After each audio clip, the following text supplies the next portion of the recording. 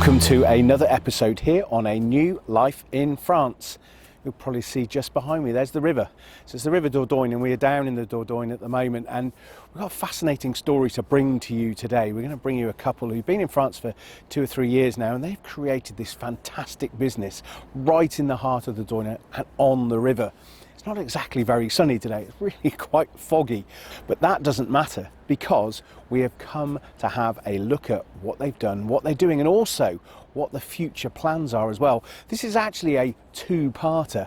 It's probably even going to be a three-parter in terms of what we're bringing you. So today we're going to be bringing you their story, and I'm really looking forward to interviewing them and understanding more about their life here in France, how it all started, and actually what they're doing. And also in association with our great friends at French Plans, we're going to be looking at what they did first. How did they go through the planning? Because planning to do things, it doesn't matter if it's a business or you're buying a house, you need to take it really seriously. So in our second episode, we're actually going to go behind the scenes. We're going to see what they did, and we're also going to talk to Tom from French Plans as well, and he's going to tell us a little bit more about how it came about and the challenges that came along the way as well in terms of making that work.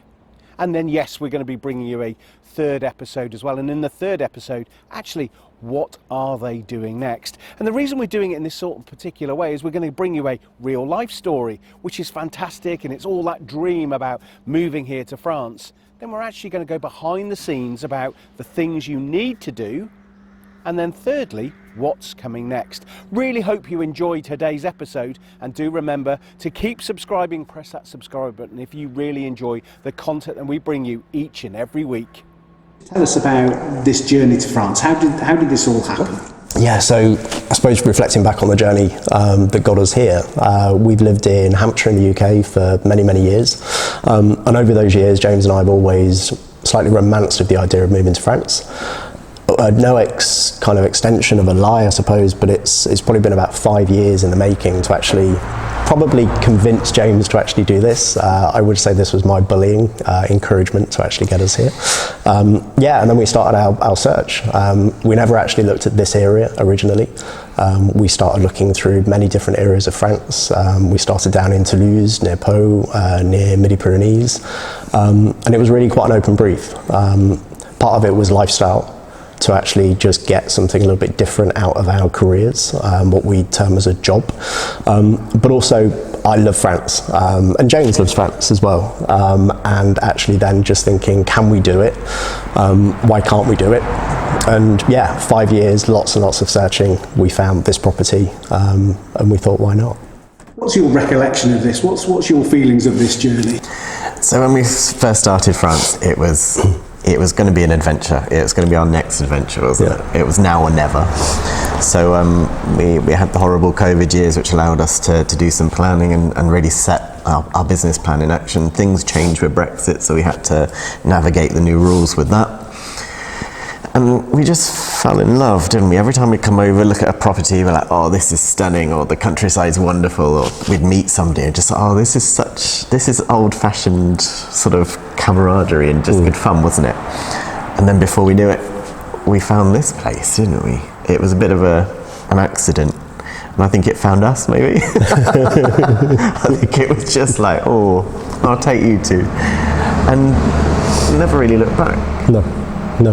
It's been amazing, hasn't it? It's been everything we wanted it to be. Yeah. There's times where it is hard. Yeah. You're just like, oh, that doesn't make sense. Why are we doing that? But actually, when you there's normally some logic behind it, and somebody's quite happily explain it to you. Yeah. But what I like here is that we're kind of in the boat together. So you go and speak to your next door neighbour, look, I've got this problem, and they'll be like, oh, I don't understand that, and then they will know somebody, or that we're all sort of, oh yeah, write this. And even better, sometimes you get an official document from the sort of city rather than local, and then the Marie will help you just, oh okay, yeah, we don't get that, okay, let's work with this together. And it's more, right, we're in this together, we can work hard, we can do this, and I like that about France. And James, talk about this place finding you. So just tell us a bit more. On your property search, were you looking for a house? Were you looking for a business? How did you end up here? Yeah, so it was by chance that we actually found this property. Actually, we were holidaying in France, and James treated me to a hot air balloon for my birthday, and we actually went over the bridge. 4 o'clock in the morning, because it was a sunrise air trip in the balloon. And we saw a for sale sign on the side of this building. Didn't really think much of it, talked about it again, enjoyed our holiday. And then actually James viewed the property without me, because we got to a point after 5 years thinking actually the ideal business building property just doesn't exist. We were actually quite deflated. And then he viewed it and then said, you're really going to like this. So then I came back to France on my own to then view it, met the previous owners. And I think the thing that we liked with this building, and it scared us, was there were lots of different phases, lots of potential. This property was very, very different when we first, got the keys. But what we were trying to find was actually something that could give us, I suppose, different kind of business ideas, but to kind of coin a phrase, it was just the best roll of the dice. We really knew that we were gambling everything, and we still remind ourselves of that each time we open the doors. But actually this property allowed us to do both the bar, both the restaurant, both the brewing, both rooms.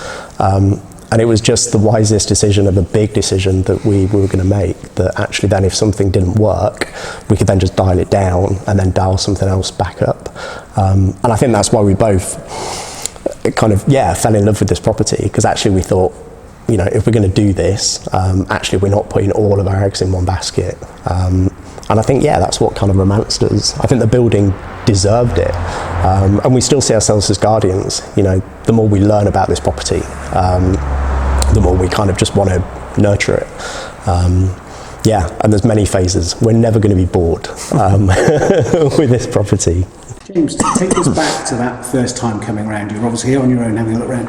What was it you saw in the building? And actually tell us what state was it in as well when you were looking around? So when we first got here, when I first got here, it was an October wet day, and it was absolutely pouring down. And I met the previous owners, and they were sort of taught me through their story, and that they'd done something very similar at our age, hadn't they? They'd moved to France, and they were sort of talking about how they'd changed the business and what they would see it as a future. And it was lovely, wasn't it? It's very quintessentially French, wasn't it? I think that's a polite way of putting it. It was very traditional, sort of dark woods, more sort of cozy atmosphere to it, and they concentrated primarily on the terrace, which is our unique selling point here, isn't it? We've got a wonderful view down the Dordogne, and then the room that we're currently sat in was just the bar, and then the rest of the property was just more an event space. So I know Chris wanted to sort of look at brewing, and we'd worked through many business plans, hadn't we? And one of the positives to come out of COVID was that we actually, anything we put through, we always put it through a COVID test. If COVID happened again, how would we run our business so that actually we could make sure that we could get through COVID? And we were like, well, okay, we can do some brewing. We've got the rooms, we've got the bar, we've got the kitchen. So we could do takeaway if COVID happened. We could do takeaway beers. The rooms we could shut off, and then we'd concentrate on this.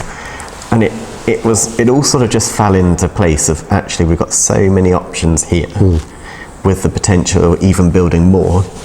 Then it was suddenly we needed to start thinking. So I loved the place. It was just beautifully French.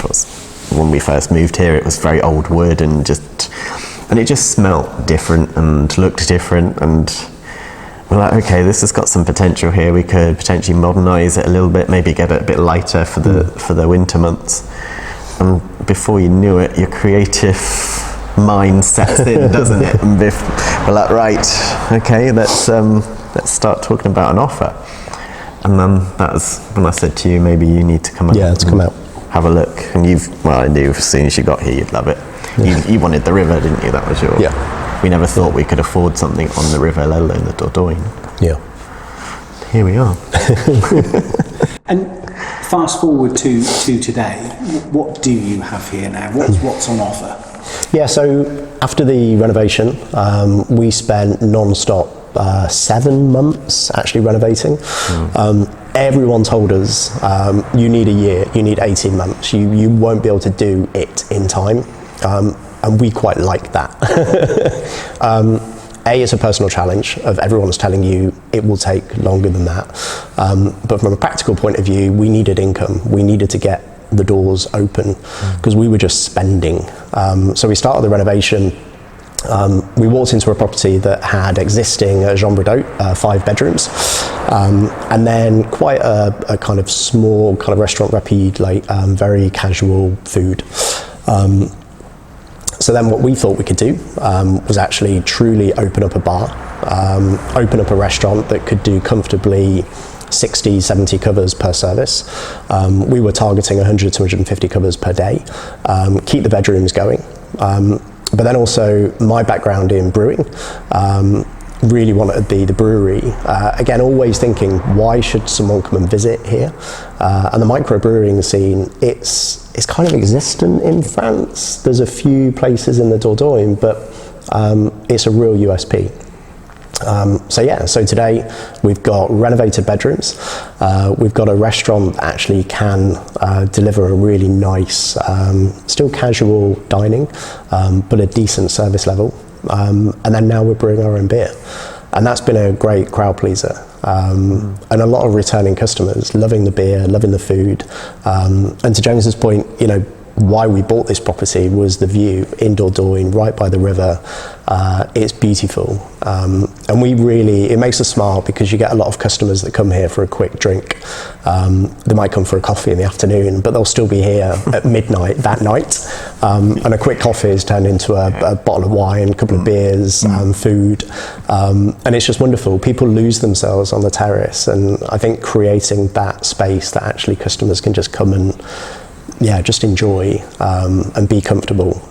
That's been a real nice reward. It sounds idyllic, it sounds lovely, you're doing everything you want, you're loving it, it's a change of life. But through the 3 years so far, what have been some of the challenges? I think moving to France, you get some challenges you weren't expecting. For me, the big ones, like you were sort of like, okay, healthcare is going to be a challenge and trying to get listed with local documentation. But actually, that was probably some of the easier stuff, wasn't it? It's, for me, the challenges in France are the unspoken ones. I've struggled learning French. It's been quite tough for me, and I need to concentrate on that because I'm losing out. We've got some wonderful people that are French neighbours, for example, and I get maybe 50-60% of the conversation, but I'd love to just be able to know what I want to say when they say something. That's been certainly harder for me. Then saying that, I think, like I've been saying for many years, and I never realised, so we're getting a lot more French customers than we used to, and they were always laughing at my French. And we've been running French classes in the evenings over the summer for some of our customers, and it's been quite a good social gathering, hasn't it? And the first evening, the French teacher sat down, she ordered a drink, and I went, mon plaisir. And then she politely reminded me that actually my French was saying I was pleasing myself. And actually you say avec plaisir. So there's just little things like that in France, but that's why everybody was coming locally and was just laughing every time I said something. And it's kind of, they're laughing with you, they're not at you, but nobody ever told me that. But we've made a lot of friends because of funny things with the crazy Brits on the bridge, aren't we? Yeah. But again, we're all in this together. Everybody seems to be so supportive for us. We're very lucky. We've got we're sort of in between two big towns, and we're very lucky with the amount of customers that just come back and just say, I love coming here. Yeah. It's been nice French as a language is complex. And I don't think we'll ever say we can speak French. And I think any foreigner that's in this country that says that is kidding. I think the unexpected reality is that we're stationary in a country, so we get every single dialect and regional accent. So whenever you think you're doing really, really well with a French customer, you'll have someone from Toulouse or Paris, and their French it's so different. And I think what kind of keeps us sane is to our street that we live on, all French. You ask them what is this in French, and they argue between themselves. And you have to kind of take comfort in that. Although it's, in the first 12 months, like we were getting really frustrated because you can't argue with people because you don't know the vocabulary. Like you kind of like help me, please. But actually, when you see natives, having an argument as to how do you actually articulate this. You realise how complicated, and it's all non-verbal. You know, it's actually read the air rather than actually the spoken words. And I think that's been a big learning. We do French classes like every single week. We host them in our bar for our regulars, for our customers. But yeah, it's every day is a school day. Chris, for you then, you know, so it's been a frenetic 3 years, so much going on. You know, what's next? Yeah, so we're always constantly thinking, what's next? Like, where actually can we take the business? I think we've got to a really good point in the bar and the restaurant. I think kind of practicalities, like how many more covers can you do without actually kind of impacting service level? One of the things that we have been really focusing on this year is events, and actually distributing the beer. Currently, the beer is exclusively sold here, just in our bar. But what's been really cool is that actually we've had places knock on our door saying, "Well, will you sell us? You know, can we sell your beer in our kind of chateaus, weddings, events, bars, restaurants?" That's a big decision for us to make. We've done this year some events and they've gone really well. So I think for us, what's next is then thinking about, you know, how do we get our kegged beer, you know, pouring outside of here? And again, that's another best roll of the dice. It's another kind of revenue arm that we haven't yet switched on. So yeah, that's going to be a big focus. And a big stress on us, trying to forecast that, and we've been burnt. You know, we're still trying to build up a forecast because we don't exist. You know, year 1, year 2, year 3, we're still learning our seasonality. And every season's been different, like even just trying to kind of plan anything. But yeah, kind of expanding into the beer brewing side. I think that would be a big focus for, we're talking phases, whatever phase we're at, but thinking about what's next. We've also got, we're growing our outside business. We now have a beachside bar, and that's this year was phenomenal. And that's allowed us to do some other things such as garden parties and afternoon teas, and people can sit down by the river on a lazy chair in the sunshine and just enjoy your beer. And that took us by surprise this year because it was the second year that we'd done it, but we'd changed the concept slightly. And that was, it was brilliant, wasn't it? Many a time you went down there, it was just full. And Ben, our dog, didn't understand why so many people are in the garden. He's like, you're in my space. It shouldn't be that. But that was really good for us, and I think that's our next area of growth, isn't it? Is that we start looking at how do we change that concept, as well as looking at rooms, getting the capacity on our rooms up. But it's all an adventure.